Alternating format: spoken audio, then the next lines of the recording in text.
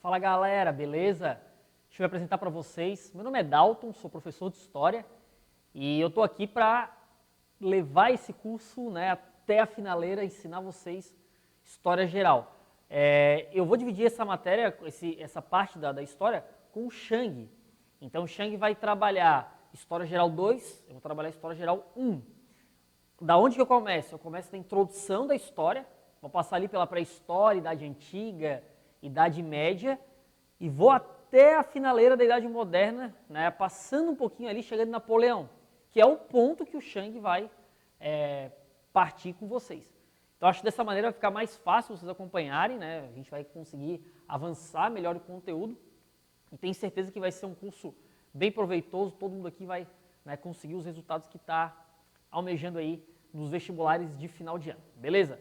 Galera, vamos lá então, nossa primeira aulinha, Teoria da História. Essa aula aqui é uma aula introdutória, ela é uma aula que ultimamente ela tem uma frequência, está acontecendo uma frequência dela nas provas, principalmente aí o Enem tem cobrado alguma coisa, a UFSC cobra, então é um conteúdo aí introdutório, para a gente entender basicamente o que é história, mas ao mesmo tempo é um conteúdo que vocês têm que ficar ligados aí, e vamos lá, Então, separei a sugestão aí de exercício para vocês, vai ter uma listinha no estudo sobre isso, então fica ligado que é bem importante, tá? Galera, o primeiro ponto que a gente tem aqui, é entender qual é o objetivo da história, tá? Então a gente estuda aí no fundamental, no ensino médio, e a gente precisa entender, para que serve a história, por que é uma área do conhecimento importante. E aí, para responder essa pergunta, eu trouxe 3 proposições ali, Então a história, será que ela é o entendimento do presente? Será que a história é o entendimento do passado? Ou será que a história é o entendimento do presente através dos processos ocorridos no passado? Logicamente, a terceira alternativa ali é a mais correta, Não que as outras duas não estejam corretas, mas estudar a história não é só estudar o passado, como a segunda sugere, e também não é só estudar o presente. O historiador ele usa o passado como fonte para entender problemas e processos que estão ocorrendo agora no presente. Então a gente tem que ficar ligado com essa ideia. Outra coisa importante da gente entender é fazer um histórico da matéria história. Entender como que ela era vista no passado e como que a matéria história é vista atualmente. E aí eu separei para vocês 3 correntes historiográficas que costumam cair, que costumam estar presentes nas provas, tá? A primeira delas é uma corrente bem clássica e bem importante, que é o positivismo. O positivismo, galera, é uma corrente historiográfica que vai ficar muito famosa lá no século XIX. Ela tem uma influência muito grande da sociologia, inclusive na sociologia tem um ramo da sociologia que a gente chama de positivismo, criado por um dos caras que é considerado o pai da sociologia, Augusto Comte. E aí essa influência da sociologia passa para a história e a gente vai ter o positivismo histórico.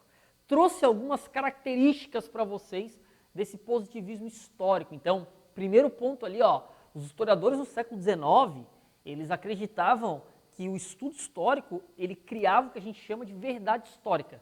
A história ela era vista como uma versão única, como uma única forma de enxergar determinado ponto. Então, quando o historiador fazia sua pesquisa historiográfica, produzia o seu conteúdo histórico, eles acreditavam que isso era uma versão única, uma versão verdadeira. Então, esse é um ponto importante. Depois eu vou discutir mais um pouquinho com vocês isso lá na terceira corrente, tá? Segundo ponto que a gente tem que ficar ligado ali, era baseado em fontes documentais e escrita.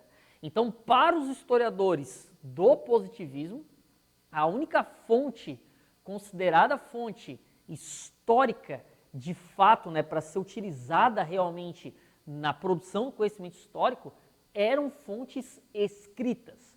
Aqui, galera, tem um detalhe interessante, que inclusive a gente vai falar disso na nossa segunda aula. Vocês devem, com certeza, já ter escutado o termo pré-história, Pré-história é um termo aí que, inclusive, nomeia um período histórico.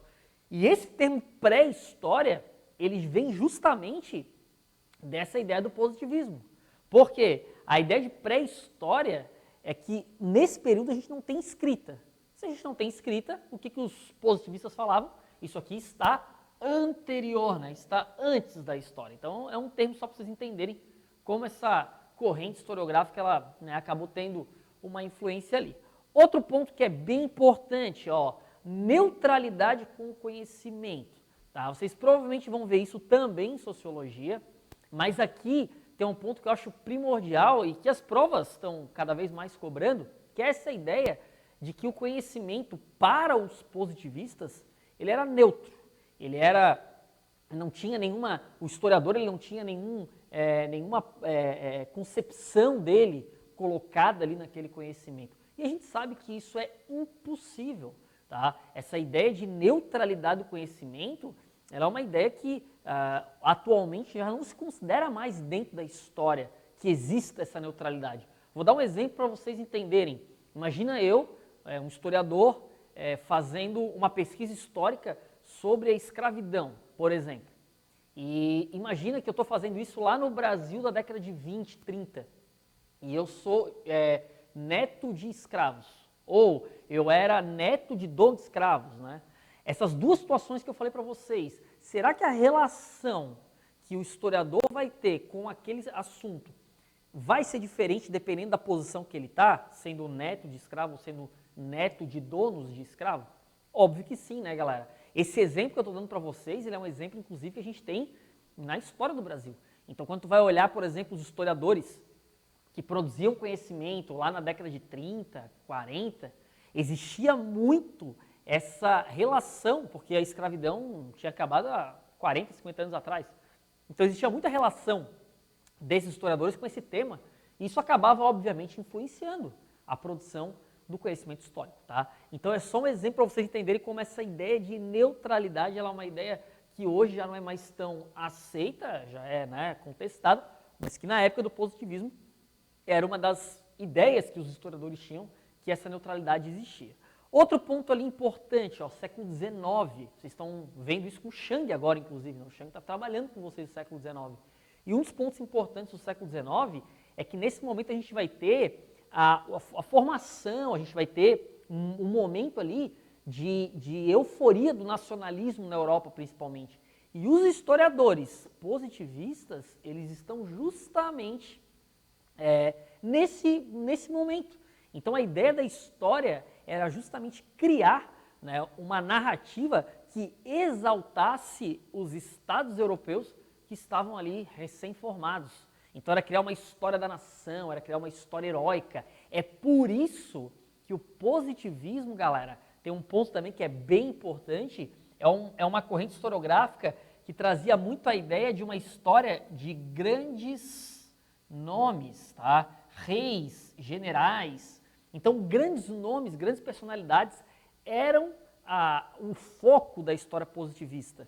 A gente costuma dizer que essa história positivista ela é uma história vista de cima, porque se tu pega lá a pirâmide, né, social, onde é que estão esses grandes nomes? Estão no topo dessa pirâmide, né? Então, reis, generais, né, pessoas que tinham ali uma importância. Então, o positivismo ele tinha essa característica. No mesmo século XIX, vai surgir também outra corrente historiográfica que é o marxismo. Tá? Na verdade, da mesma maneira que o positivismo, o marxismo também não é originalmente da história, ela é da sociologia. Né?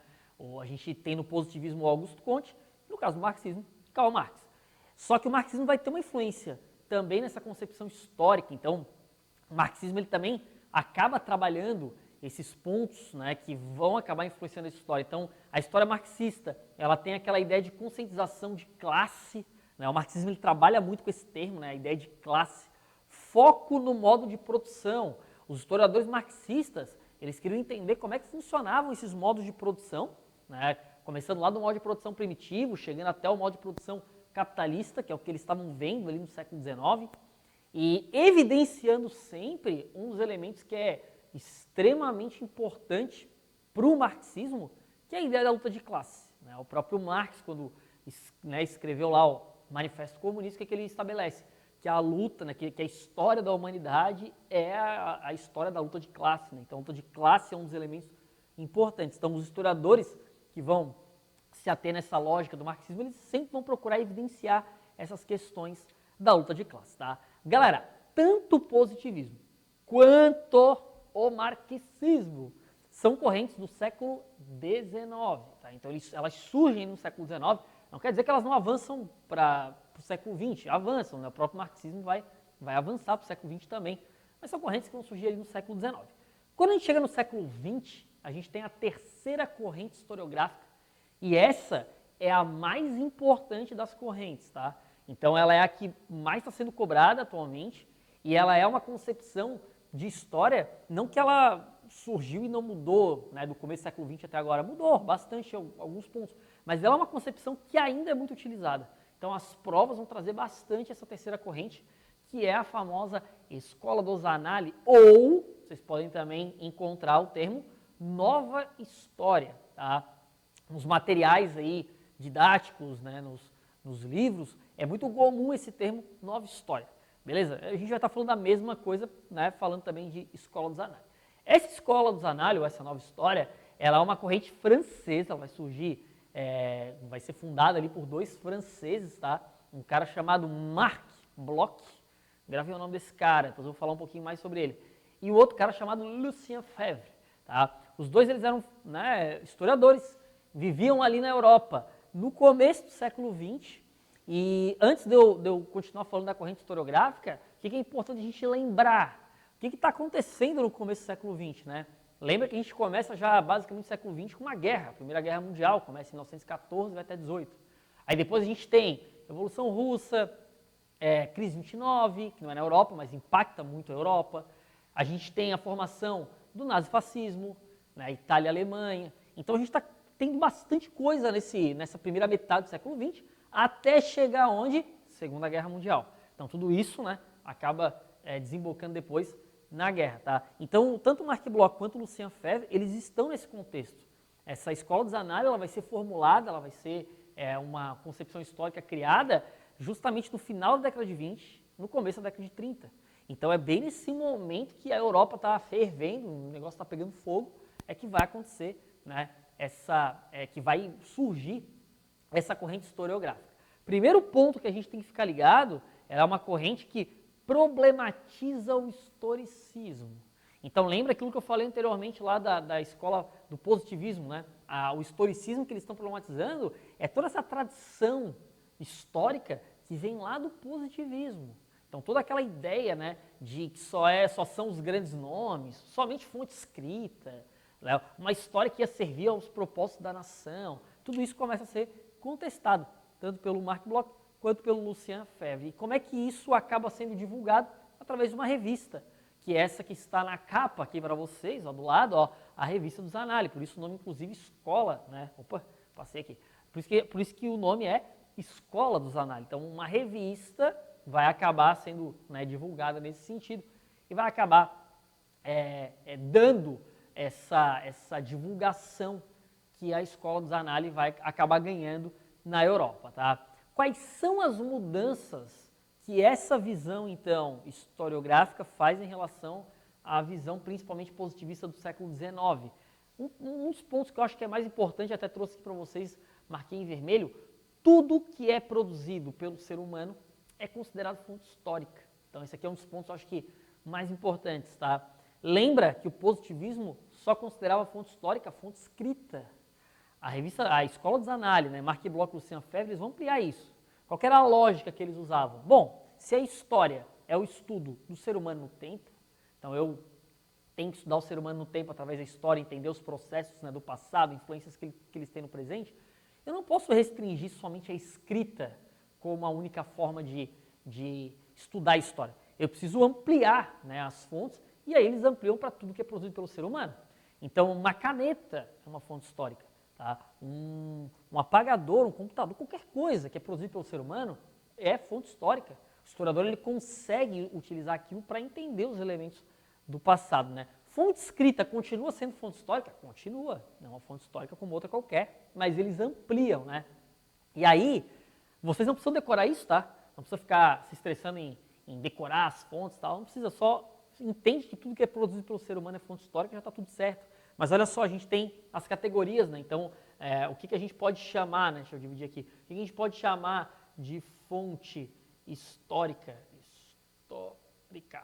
A gente pode chamar o seguinte, fonte escrita, continua sendo, como falei para vocês, tá? A gente tem fontes da cultura material, que também são fontes históricas. Então, objetos, né, caneta, tudo isso pode ser considerado, né? Então, cultura material, tá? A gente tem fontes visuais. Então, por exemplo, um quadro, uma fotografia, né? Qualquer coisa que seja visual, que a gente consiga entender elementos, são considerados fontes históricas.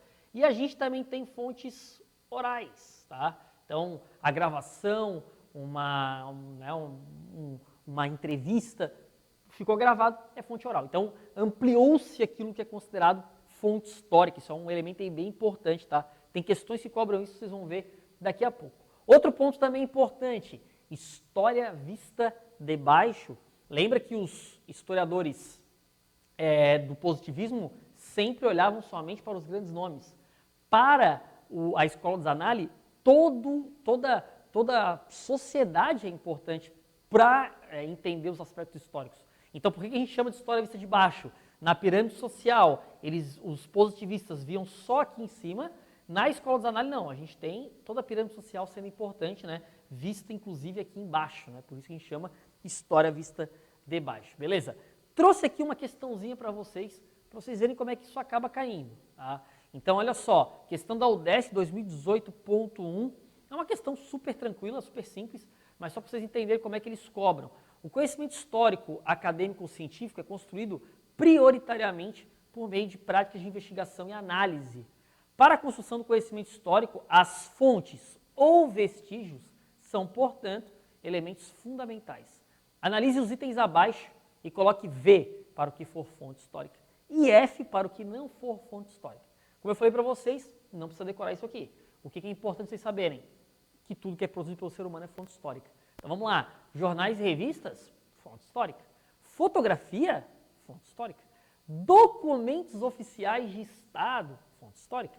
E cartas e documentos pessoais, fonte histórica. Então tudo que é produzido pelo ser humano é fonte histórica. Eu não coloquei ali as proposições, porque né, não ia ficar tão legal aqui no slide, mas era botar verdadeiro em tudo e tinha uma opção que era verdadeiro tudo, né? Então fiquem ligados com isso. Olha só um elemento importante, esse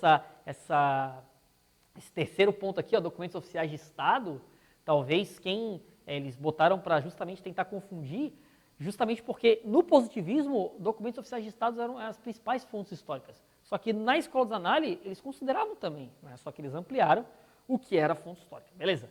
Galera, então, fica ligado, né? É uma corrente importante. Antes de eu passar aqui, ó, o Mark Bloch é um cara que cai bastante, tá? Ele tem um livro chamado Apologia da História ou Ofício de Historiador. E é um livro bem importante, ele escreveu esse livro, parte dele pelo menos quando ele estava preso ali. Ele lutou na Segunda Guerra Mundial, lá da França, ele acabou sendo aprisionado pelos nazistas. E quando ocuparam a França, então é um livro bem importante pela época que ele escreveu. E é um livro que ele tenta sintetizar o que é história, né? Então ele acaba sendo um cara bem mencionado nas provas, é muito comum vocês verem aí questões que trazem o nome dele, né, se referindo justamente a essa nova maneira de pensar a história. Falando um pouquinho de alguns elementos da periodização da história. Então, trouxe para vocês aqui a linha do tempo tradicional, que é a linha do tempo que a gente vai utilizar para dividir a história, né, galera? E aí a gente tem os períodos ali, né, pré-história, idade antiga, média, moderna e contemporânea, tá? Esses períodos da história, eles são divididos justamente para tentar facilitar o estudo, né? Então os historiadores olham e falam, desse período até esse período, a gente tem um período, né, comum, enfim, então a gente vai chamar isso aqui de Idade Antiga. Desse até esse, a gente vai chamar de Idade Média. E aí vai, né? Então eles acabam fazendo essa divisão da história, tá? Um ponto que eu considero bem importante é vocês entenderem o seguinte, essa divisão ela é feita depois que o processo passa. Então quem está vendo aquele período, obviamente não sabe que está na Idade Antiga ou que está na Idade Média, né? E são definidos também marcos históricos para fazer essa separação, que são eventos que são considerados importantes, né? São rupturas que acontecem importantes que vão acabar sendo elencados pelos historiadores como um fator determinante. Então, Vou dar um exemplo para vocês não precisam decorar isso também, tá? Mas da Idade Antiga para a Média, a gente tem como fator determinante ali, na maior parte dos historiadores, a queda do Império Romano, do Ocidente. Da moderna para a contemporânea, por exemplo, Revolução Francesa. Né? A gente vai estudar, vai chegar nisso, inclusive, aqui na História Geral 1. E aí vai, tá? Uma coisa que a gente tem que ficar muito ligado, galera. Essa linha do tempo, ela é muito baseada onde? Na história europeia. Então a gente diz que ela tem uma característica eurocêntrica, tá? Então ela não serve para dividir toda a história da humanidade, beleza? E ela é usada como base a história europeia. Outro ponto importante, o Brasil entra nessa lógica também, né? Vocês vão ver aí Brasil com o Felipe, mas o Brasil também entra nessa lógica e percebam, olha só como o negócio é eurocêntrico. O Brasil entra só a partir da chegada dos europeus aqui. Parece que, né, daqui para cá, ó, não tem nada, né? E a gente sabe que não é assim, né? Que tem sim vários, né, povos que estão habitando aqui o Brasil e tal, mas parece que só começa com a chegada dos europeus. Então, fica muito ligado. Ela é uma linha do tempo que serve para a gente dividir, né, o conteúdo histórico, mas ao mesmo tempo a gente tem que problematizar essa linha do tempo e entender que ela não é, né, extremamente perfeita. Até porque existem várias formas de contar o tempo também. Então eu trouxe para vocês aqui, ó, isso aqui inclusive eu peguei de uma questão do Enem, tá? O Enem botou isso aqui, ó, um tempo atrás, faz um tempinho já, e eu peguei denunciado lá, ó. Então, por exemplo, para os cristãos, a gente costuma contar o tempo através do marco inicial, que é o nascimento de Cristo. Então, para a gente, por exemplo, ó, só para dar um exemplo para vocês, voltando ao nosso tempo, faz sentido eu falar para a gente que em 1789 teve a Revolução Francesa e a partir dali a gente considera que é idade contemporânea. Mas se tu pegar, por exemplo, o calendário muçulmano, já não faz sentido, porque o calendário muçulmano usa outro marco inicial, que na visão deles é a fuga de Maomé da cidade de Meca para a cidade de Yatreb, ou Medina. E isso aconteceu no ano 622 do nosso calendário. Então, para eles, esse é o ano 1. Então, olha só a diferença que isso dá. Para o calendário judaico, isso também já muda. Os judeus usam como base a criação do mundo. Então, eles estão no ano 5.700 alguma coisa. Tá? E para o chinês, então, nem se fala, né? Eles têm um calendário que é baseado nos signos, né? Então, a gente tem um ano do coelho, ano do rato, do dragão, e aí vai. Então, diferentes formas de contar o tempo provocam também diferentes maneiras de tu entender como é que essa história é dividida, tá? Então, fiquem ligados com isso. Para a gente finalizar nossa aulinha, trouxe uma questão também da UDESC aqui, ó, 2018, mesmo vestibular que aquela outra que eu resolvi, esses vestibulares que elas estavam inspirados. Olha só, a história, segundo o historiador Mark Bloch, né, falei que ele é o cara que cai, pode ser definida como a ciência do homem no tempo. Quando estudada em instituições escolares, ela é comumente dividida em idade antiga, idade medieval, idade moderna e idade contemporânea. Sobre este modelo de organização do tempo histórico, em idade antiga, medieval, moderna e contemporânea, né, analisa as proposições. Número 1. O modelo acima foi instituído na Grécia durante o século IV a.C., por Aristóteles, que na época assumia funções de tutor de Alexandre da Macedônia. Galera, isso aqui não está correto, né?